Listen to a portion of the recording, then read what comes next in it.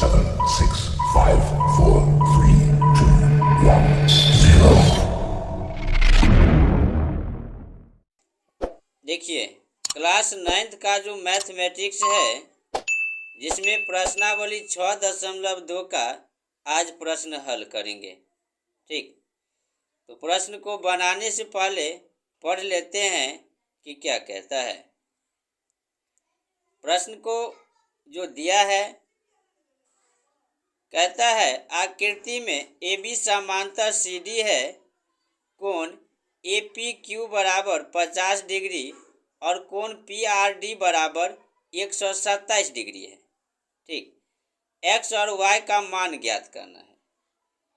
तो पहले जो आकृति है वह आकृति बना लेते हैं। देखिए, ये दिया है AB और CD। AB और CD दिया है, यहाँ पे AB और CD। ठीक, C और D हो गया। इसके बीच में एक त्रिभुज बनाया गया है PQR। देखिए, PQR ये त्रिभुज हो गया, यहाँ पे लिख देते हैं QR। उसके बाद कोण भी दिया है। ठीक, ये 50 डिग्री दिया है APQ और ये 127 डिग्री है। यहाँ पे x है, यहाँ पे y है। ठीक, और 127 डिग्री है ना। चलिए, अब क्या करते हैं कि जो चीज़ दिया है वह जो है लिख लेते हैं। दिया है, देखिए, AB समांतर CD है और कोण APQ बराबर 50 डिग्री तथा कोण PRD बराबर 127 डिग्री है। ठीक, 127 डिग्री लिख लिए। हमें क्या ज्ञात करना है? x और y का मान ज्ञात करना है। ठीक, AB समांतर CD दिया है, यहाँ पे APQ दिया है 50, PRD 127। क्या ज्ञात है हमें? तो x और y का मान ज्ञात करना है। ठीक, x और y का मान ज्ञात करना है। आइए प्रमाण में देखते हैं। ठीक, देखिए, चूंकि यहाँ पे दिया क्या है, AB समांतर CD है। ठीक, यदि AB समांतर CD है तो वह एकांतर कोण क्या होगा? बराबर होता है। दो रेखा समांतर हो तो उसके बीच का जो एकांतर कोण होगा वो बराबर होगा। इसमें दो कोण बना है। ठीक, और एक इस साइड और यहाँ ये बराबर होगा।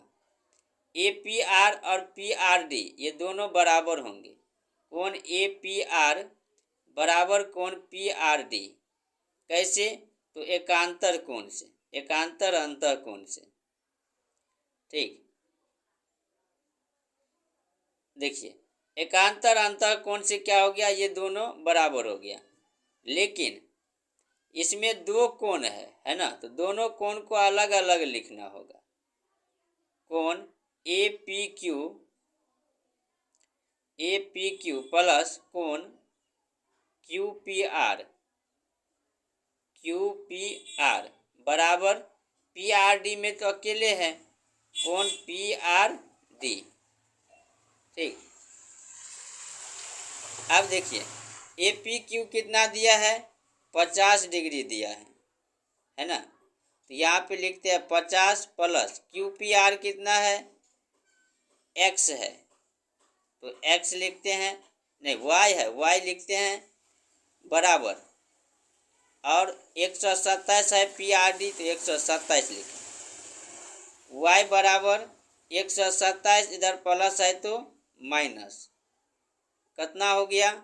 इसको माइनस कर देते हैं, 7 और 12 में से 5 जाएगा 7, कितना हो गया 77 डिग्री हो गया। तो y का मान निकला 77 डिग्री। ठीक, अब जो है देखिए यहाँ पे क्या दिया है, तो यह जो है ए बी समांतर क्या है सी डी है। तो यहाँ पे आप जो है यदि एक रेखा पर एक किरण मिले, यहाँ देखिए सी डी रेखा पे पी आर किरण जो है मिलता है, तो अभिगृहित क्या कहता है, उस दोनों कोण का योग कितना हो जाएगा 180 डिग्री रैखिक युग्म से। ठीक, यदि एक रेखा पर, तो देखिए कोण नहीं सी डी रेखा है और पी आर किरण जो है मिलती है, सी डी रेखा है और पी आर किरण क्या होती है मिलती है। तो कोण पी यहाँ से देखिए पी आर क्यू और पी आर डी, ये दोनों कोण का योग कितना होगा 180 डिग्री हो जाएगा। कोण पी आर डी प्लस कोण पी आर क्यू बराबर 180 डिग्री। कैसे हो गया, तो रैखिक युग्म से हो गया, है ना। तो रैखिक युग्म से लिखे। अब देखिए पी आर डी और P R Q, P R D कितना दिया है 127, तो 127 डिग्री लिखते हैं, प्लस पी आर क्यू नहीं दिया है बराबर 180, कोण पी आर क्यू बराबर 180, इधर जो है 127 है। ठीक, 127 है, ये क्या करेंगे घटाएंगे, तो यहाँ 3 हो गया और जो है 5, 53 डिग्री हो गया। ठीक, तो यह जो है पी आर क्यू निकला, y का मान और यहाँ का मान जो है निकल गया, दो कोण का मान निकल गया। त्रिभुज के तीनों कोण का योग 180 डिग्री, दो कोण का मान जो है मालूम है, तो तीसरा कोण क्या हो जाएगा निकल जाएगा। ठीक, तो x का मान निकालना है, तो त्रिभुज के तीनों कोण का योग, त्रिभुज पी क्यू आर में त्रिभुज के तीनों कोण का योग बराबर 180 डिग्री। ठीक, अब देखिए तीनों कोण क्या सब है, कोण पी क्यू आर प्लस कोण क्यू पी आर प्लस कोण पी आर डी प्लस कोण पी आर डी बराबर पी आर क्यू बराबर 180 डिग्री। पी आर क्यू त्रिभुज वाले होंगे, है ना, तीनों कोण त्रिभुजे का रहेगा। पी क्यू आर एक्स, ठीक, क्यू पी आर कितना है, वाई का मान निकले हैं, है ना, देखिए 77 डिग्री निकला है, तो वाई का मान कितना दिए 77 degree, plus P R Q 53 दिए बराबर 180, एक्स प्लस इन दोनों को जोड़ेंगे कितना हो जाएगा, 7 3 10 का 0, 7 5 12 1 13, 130 डिग्री बराबर 180 डिग्री। x बराबर 180 में से 130 घटा देना है, कितना बचेगा 50। ठीक, अतः x का मान कितना 50 और y का मान 77। देखिए अब जो है छठा नंबर प्रश्न क्या कहता है, प्रश्न कहता है पी क्यू समांतर आर एस है ना, पी क्यू और आर एस समांतर है जो कि दर्पण है। ठीक, साथ ही जो है ए बी किरण है जो पी क्यू से टकराती है और आर एस के दिशा में जाता है, फिर आर एस से टकराकर सी डी के दिशा डी के दिशा में जाता है ना। ए बी क्या है, एक आपतित किरण है और वह जो है टकराकर फिर जो है परावर्तित होता है ना, फिर आर एस से टकराकर फिर जो है वो परावर्तित हो जाता है। अब सिद्ध करना है ए बी समांतर सी डी। देखिए आकृति दिया है, यह दर्पण है, ठीक, यह दर्पण है और नीचे में भी यह दर्पण है तो इसका नाम दिया है यहाँ पे पी क्यू और R S, P Q R S. ठीक, पी क्यू दिया है, आर एस दिया है।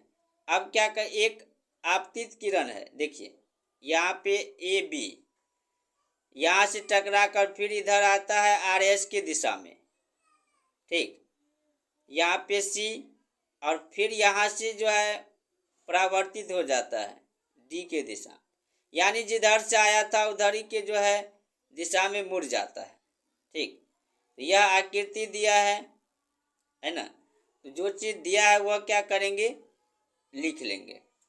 ठीक, तो पहले जो है जो दिया है वह लिख लेते हैं।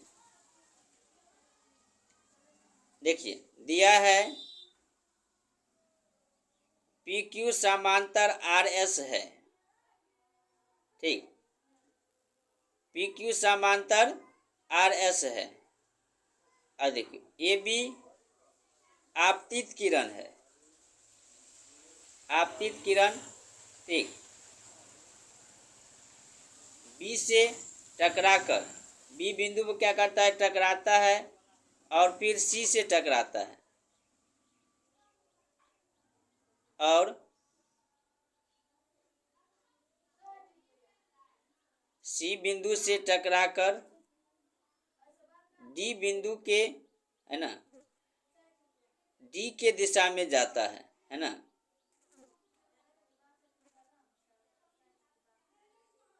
डी के अनुदिश होता है। ए बी जो है आपतित किरण है। ठीक, और वो जो है ये दर्पण से टकराता है बी बिंदु पर पी क्यू दर्पण से, और फिर ये आर एस दर्पण की तरफ आता है, फिर सी से टकराकर डी के अनुदिश चला जाता है। सिद्ध क्या करना है, ए बी समांतर सी डी। ठीक, सिद्ध क्या करना है, ए बी समांतर सी डी, है ना। अब देखिए यहाँ पे जो है प्रमाण में जाते हैं, मान लेते हैं कि यहाँ पे लंब है ना। परावर्तन के नियम में क्या होता है, आपतित किरण, परावर्तित किरण और अभिलंब होता है। तो यहाँ मान लिए ओ एम लंब जो है पी क्यू पे है और ओ सी एन नहीं बी एम लंब पी क्यू पे है और सी एन लंब आर एस पे है। तो यहाँ जो है लंब खींचे, ये एन और ये एम हो गया। ठीक, 1 2 3 4, चार कोण जो है विभाजित कर लिए। अब देखिए यहाँ प्रमाण में आते हैं। ठीक, प्रमाण में आएंगे तो देखेंगे पी क्यू समांतर क्या है, आर एस है। ठीक, तो पी क्यू समांतर आर एस है तो एकांतर कोण क्या होगा, बराबर होगा, यानी कि कोण 2 बराबर कोण 3। ठीक, एकांतर कोण से हो जाएगा, एकांतर कोण से कोण 2 बराबर कोण 3 हो गया। ठीक, अब इसके बाद देखिए क्या है, परावर्तन के नियम क्या कहता है, आपतन कोण परावर्तन कोण बराबर होते हैं। परावर्तन के नियम, आपतन कोण परावर्तन कोण क्या होता है, बराबर होता है। ठीक, तो यहाँ पे आपतन कोण 1 है और परावर्तन कोण 2 है, तो कोण 1 बराबर कोण 2 तथा कोण 3 बराबर कोण 4। ठीक, 1 2 बराबर हो गया और 3 4 भी बराबर हो गया, है ना। तो परावर्तन के नियम से हुआ, और ये 2 और 3 जो हुआ वो एकांतर कोण से हुआ। इसको समीकरण फर्स्ट मानते हैं और यह समीकरण सेकेंड हो गया। अब 1 बराबर 2 है, 2 3 बराबर 4 है। ठीक, और यहाँ देखिए 2 बराबर 3 है। ठीक, तो समीकरण फर्स्ट और सेकेंड से, समीकरण फर्स्ट और सेकेंड से क्या हो जाएगा, कोण 1 बराबर कोण 4, समीकरण थर्ड हो गया। ठीक, अब क्या करेंगे, समीकरण फर्स्ट और सेकेंड को प्लस करते हैं। समीकरण फर्स्ट और सेकेंड नहीं, फर्स्ट और थर्ड को जोड़ने पर देखिए, तो समीकरण फर्स्ट और थर्ड को जोड़ेंगे, कोण 1 प्लस कोण 2 और जो है कोण 3 प्लस कोण 4। 1 2 में कितना कोण बन गया, देखिए कोण ए बी सी बराबर ए बी सी, ये 1 2 दोनों आ गया, और कोण बी सी डी, कोण बी सी डी, ये दोनों कोण बराबर हो गया, ये एकांतर कोण से है। ठीक, कौन सा कोण से है, एकांतर कोण से है। जब एकांतर कोण बराबर होगा तो ये क्या हो जाएंगे, समांतर, ए बी समांतर सी डी, प्रूव्ड। ठीक, तो इस प्रकार से 6.2 का जो है 5वां और 6ठा नंबर प्रश्न क्या हुआ, कंप्लीट हुआ। ठीक।